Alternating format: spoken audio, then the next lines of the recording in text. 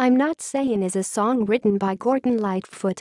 It was recorded in December 1964 and released as a single A-side in 1965, and on his 1966 debut album Lightfoot, the lyrics detail the singer's promise not that he can necessarily love the subject or be true to the subject, but only that he can try to do so. The single peaked at number 12 in Canada in June 1965. In late May 1965, Nico recorded a version of the song released on Immediate Records. Her version is stylistically reminiscent of the work of Marianne Faithfull. The single only garnered limited success. This version of the song features Jimmy Page, then a studio musician, on the 12-string guitar.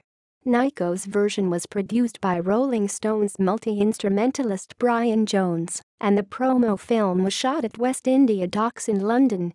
Other artists who have recorded this song include Turley Richards, Campbell Folk Group, and The Replacements.